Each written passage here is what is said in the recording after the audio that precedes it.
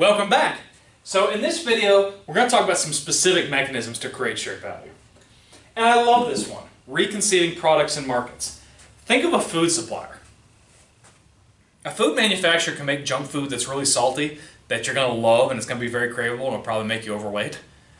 Or a food supplier can say, you know what, we care about our customers. We're going to make organic food. We're going to make healthy food. We're going to make the kind of food that's going to help them live longer, more productive lives so that they can become our customers in the long run. So the idea of a food company is not to make people eat lots and lots of crap. It's to help them live better and healthier lives. And they may appreciate that because they'll just choose to eat your food versus some competitors, right? I used to always laugh at McDonald's when they started offering like mixed salads and stuff, as the healthier option. But, some people bought off on that. Reconceiving products and markets. Now this one I really love. Redefining productivity in the value chain. Okay?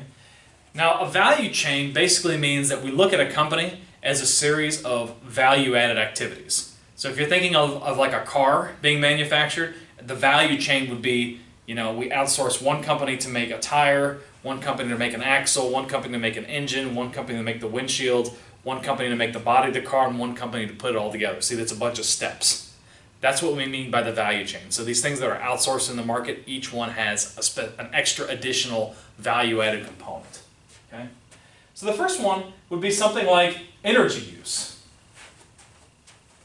Okay? How could energy use be considered redefining productivity in the value chain? Well, think about a company that decides to relocate to a very, very hot part of the country like Arizona, where the sun shines like all the time and it burns everything up, and they put solar panels all over the roof of their manufacturing plant. Okay? Well, they're going to save money on energy use, or they're going to save money on their energy bill, but then they're also going to respect the environment. That's a good example of energy use in action. Okay? Now, my previous employer, when I was working in Los Angeles, they also advocated the energy use piece. In fact, what they did my first year there is that there were no classes on Friday. None at all, ever. And there were two reasons for this. One, what they did throughout the school is they turned off all the air conditioners and all the lights and everything, so that cut down on the school's energy bill. And then the other attitude was that if people don't have to fight Friday traffic in LA, they're not going to be on the road for 3 hours, and that's polluting the environment. So students and faculty were not on campus for the most part on Fridays. So that's energy use in action. The faculty, loved it. Students loved it because we weren't in the car, we weren't spending all that money. But then the school was also benefiting by having lower bills, and it was good for the environment by keeping people off the roads. It was also really good for employees because, let's face it, LA traffic is soul crushing, right? So this was good for everybody. You can also make the argument that it was good for governments because I taught at a public school, which was beholden to the state of California. So the state of California spent less on their bills. Okay? That's another way of looking at it. Resource use. Okay? By using fewer resources, it saves money. Now, my favorite example, Porter gives one, I'll give you one as well. If you remember the 1990s, everything came in a paper carton. Okay? Now some things still come in a paper carton when you go to when you go to Walmart or something like that. Think of like toothpaste, it comes in like one of those paper cartons. Now what do you do with those paper cartons when you get home? You open the paper carton, you throw it away, and then you take your toothpaste out and you use it. Okay? But before, in the 90s, like all the soaps, all that stuff that's in plastic came in a paper carton on the outside, and that was done for like packaging reasons. Well, what Walmart did, and other companies followed suit, is they got rid of the paper carton and they just learned to pack things better so you didn't need the paper carton. And that saved the corporation, Walmart, a lot of money on the paper cartons because you're talking about literally millions of items being in paper cartons. So they didn't have to use a paper carton, so it saved them money, and that was good for the environment as well. Okay? And of course, ideally the savings is passed on to the customer. Okay? So everybody wins in this case. Another example of resource use. A few hotels still do this, but for the most part people stopped. But it used to be when you went to a hotel, they had like a little sticker that they put on the toilet paper that showed like the maid was in there. And you think about that sticker on the toilet paper, what can you possibly do with it, right? I mean, the only thing that I can tell is like you rip the toilet paper off, and then there's a big hole in the sheet of toilet paper on top, And you have to like go through like dozens of sheets before you get rid of that hole where it's torn off with the plastic. I mean, and if you're not paying attention and you're in a hurry, I mean, there's like a big hole of toilet paper, and that, you know, it's not good, right? You got to wash your hands afterwards. It's not good. Now what do? They just fold the sheet of toilet paper under there so that you know the maid came, but they don't put the sticker on there anymore. So the hotel saves money on toilet paper because people aren't throwing away like dozens and dozens of sheets of toilet paper, and you save money on the stickers. Now you're thinking that can't be much. But when you're talking about hotels with hundreds or thousands or tens of thousands of guests per year, think of all the sheets of toilet paper you're saving, and think of the resources, or the toilet paper that you're saving and the stickers. Okay? Customers happy because they're not wiping their rear ends with a bare hand. That's a good thing, right? They're happy. The maid's happy because they don't have to worry about sticking the actual sticker on the toilet paper. The owners are happy because they're making more money because they're not wasting toilet paper as much on toilet paper and on those darn stickers. And it's good for the environment because you're not wasting toilet paper for no apparent reason. Okay, this is resource use in action. Procurement. I kind of got hinted at this, but you can invest in your suppliers, and therefore you can have a better product. Now I mentioned the Japanese with their kairitsu arrangement, but Michael Porter gives an interesting example. Nestle had a lot of coffee growers in Africa, right? Now, if they took a corporate social responsibility approach, they might do like a fair trade thing. So even though the farmers in Africa aren't that productive, they just pay them a premium for their labor and for their coffee beans. It's like a there, you're in Africa, therefore we feel sorry for you. I mean, it's pretty condescending, right? Versus, under the shared value perspective, Nestle went to Africa and trained the African farmers in the most modern agricultural techniques so that their farmers could actually produce on the same scale as they could produce in any other industrialized country.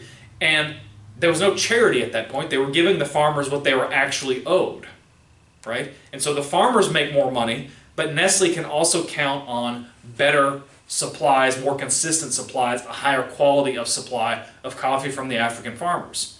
Now you're thinking, is that just like corporations that do this? Well, actually governments do this too.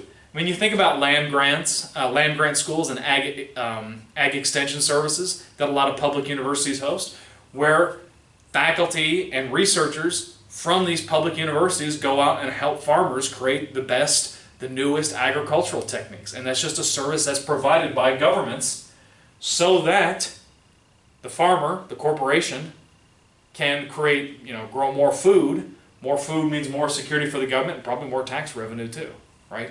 So this is what we mean by procurement. Distribution, okay? Great example here. Think about what you did in the 1990s when you wanted to rent a movie. You turned on the car and you went to a place called Blockbuster. Ooh, Friday night, they used to have like a 3 for 3 special, 3 movies, 3 nights, $3 or something like that. But you went in the car, you rented the movie, you watched the movie, then you took it back. That's, it's a trip each way, right? Or let's say you wanted to listen to music. You bought something called a CD. Most of my students probably don't remember what a CD is. But you went and you bought a CD, but again, you're going in the car. Maybe you had it shipped to your house, whatever, okay? Think of movies and music now, right? Movies are done through Netflix. You can watch Netflix all day from the comfort of your own room, and that's saving money for the customer. You're more likely to watch more movies because you're saving money, therefore Netflix makes more money than Blockbuster probably did. And it's good for the environment, right? Because you're not in the car. That's where this distribution comes into play. And I guess you could make the argument that Netflix makes less money because the subscription is cheaper than Blockbuster videos. That might be, but you can also think of people that wouldn't go to Blockbuster at all because they didn't want to pay the late fees or they were mad or whatever, whereas they didn't have to pay that for Netflix. So that's kind of the counter argument. Same thing with CDs. What do you do now? You just go on YouTube. Okay? Now in this case, the owners of Google, right, are making more money. YouTube is making more money off of the ads, off the music videos, right? Customers are not driving to the CD store. They're staying at home, so they're happier, and that's good for the environment. That's an example here. Okay? Employee productivity. Now the government is really strong with this, but other corporations are moving into this as well. right? If the corporation, invests in like executive education programs for their employees, the employee can become more productive. And a lot of companies, especially the banks, will pay for the MBA of their employees in exchange for a service commitment afterwards. So they'll pay for your 2-year MBA, which could be $180,000 plus if it's at an Ivy League school. But in exchange, maybe the employee owes the company like 6 years guaranteed that they're going to work there.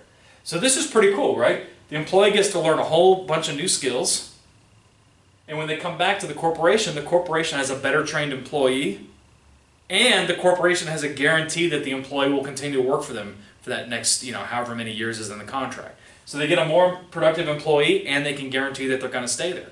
You invest in the employee is happy, more productive, you can pay the employee more, and it's still helping the corporate bottom line. Let's see. And then also location. A big part of this is just moving stuff closer together. And you have to remember, Michael Porter wrote this article in like the 90s. I think location, especially as we've seen with the coronavirus and we're all using Zoom and Teams and all this other stuff, things are getting less dependent on an actual geographical location. But what he was saying is, let's say you've got a supplier and you're looking for where you're going to move your company into a new town. Move it across the street from the supplier. It will save on